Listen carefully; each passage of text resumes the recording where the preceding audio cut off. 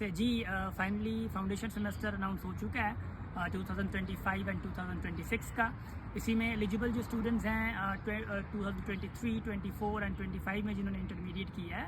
और इस वीडियो में फर्दर प्रोसेस मैं आप लोगों को बताता हूँ एंड दैन क्या चीज़ें आईबी की तरफ से हैं, क्या चीज़ें नहीं हैं, and how can you prepare for foundation semester, कितने स्टूडेंट्स हैं क्लियरली। ऑफकोर्स वो जो पोस्टर में ज़्यादातर लिखा हुआ है, but many of you don't read that. सबसे तो ये है कि भाई आप लोगों की जो टेस्ट है वो 30 नवंबर को है एंड दैन 20 नवंबर जो है लास्ट डेट है 2025। और इसके लिए जो टेस्ट है, कुछ बच्चे जो कुछ अंडरस्टैंड कर रहे हैं कि वहाँ पे सब्जेक्ट 3 लिखे हुए हैं, मैथमेटिक्स, इंग्लिश एंड आईसीटी। ये वो सब्जेक्ट नहीं है जो कि टेस्ट में लिए जाएंगे, ये वो सब्जेक्ट हैं जो आप लोगों की फाउंडेशन सेमेस्टर में पढ़ाए जाएंगे।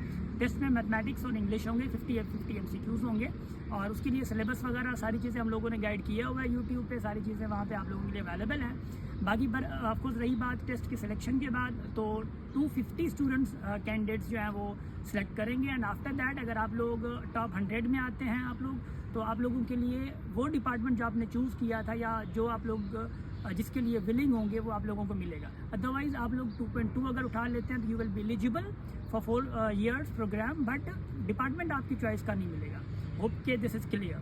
बाकी इसके अलावा अगर आप फाउंडेशन सेमेस्टर में ऑफकोर्स अप्लाई कर रहे हैं और उसके बाद आप टेस्ट भी क्वालिफाई कर लेते हैं, 250 में आ जाते हैं, तो आप जो यहाँ पे हॉस्टल है वो आप लोगों को खुद को अरेंज करनी होगी। प्राइवेट हॉस्टल्स बहुत हैं, आप वो अरेंज खुद के लिए कर सकते हैं। बाकी आईबी आप लोगों को प्रोवाइड नहीं करेगी। स्कॉलरशिप जो लिखा हुआ है मेनली वो चीज़ है जो स्कॉलरशिप आईबी एक रेगुलर प्रोग्राम के लिखा हुआ है, यानी फाउंडेशन सेमेस्टर अगर आप पास कर लेते हैं और फाउंडेशन सेमेस्टर के बाद फर्स्ट सेमेस्टर में, सेकंड सेमेस्टर में स्कॉलरशिप्स आती रहती हैं। बाकी आप लोगों को फ़ी पे करनी होगी, और फाउंडेशन सेमेस्टर की जो फ़ी है दैट इज़ 55,000, यानी आप 55,000 पे करेंगे। और उसके लिए प्लीज़ कोई शॉर्टकट नहीं है, आपको टेस्ट पास करना होगा। और टेस्ट के लिए शर्त है कि आपकी इंटरमीडिएट मेडिकल से हो, इंजीनियरिंग से हो, या कोई भी हो, आप अप्लाई कर सकते हैं।